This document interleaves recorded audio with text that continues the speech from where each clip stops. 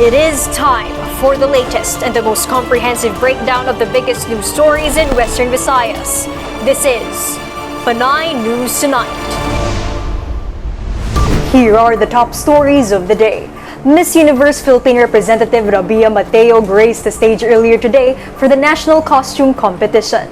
RABIYA's Philippine flag-inspired dress was made by the late Filipino designer Rocky Gathercole, who passed away this March. Her costume, divided into the dominant colors of red and blue, were fitted with large wings on the shoulders. Miss Universe Philippines creative director Jonas Gaffwood mentioned that the costume's wings weighed around 21 kilograms. You'll get far being just who you are, like Philippines. RABIYA also went on social media to show her gratitude to her supporters. But I just wanna say thank you talaga sa lahat ng sumusuporta. Sobrang sarap sa feeling kanina na I was on stage and then I kept everybody cheering for me. And I know I did my best during the competition.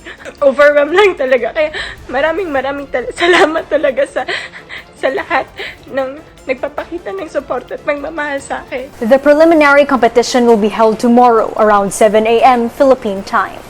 A resolution released by the Anti-Terrorism Council tagged two Ilonggos, among other individuals, as terrorists. According to the ATC, Maria Concepcion Araneta Bocala and Tomas Dominado Jr. are affiliated with the Communist Party of the Philippines. The government classified the CPP as a terrorist organization. The two were listed alongside CPP founder Jose Maria Sison, his wife Julieta Sison, and 15 other individuals. They were branded terrorists for allegedly planning and facilitating recruitments and acts of terrorism. The current whereabouts of Bocala and Dominado are unknown.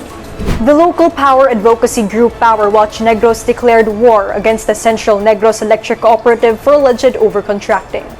Lead convener of PWN Wenny Sancho said that due to CENECO's power supply contracting process, the price of electricity has skyrocketed. He urged the public to exercise their rights to access copies of CENECO's power supply contracts submitted to the Energy Regulatory Commission, as they are considered public documents. CENECO has faced criticism for its alleged unreasonable additional charges in electric bills during the COVID-19 pandemic. The PWN stated that they will defend consumers burdened by generation and distribution tariffs, as well as additional pass-on charges. And those were tonight's latest headlines. This is your anchor, Elisha Lusario Pumida. Good evening.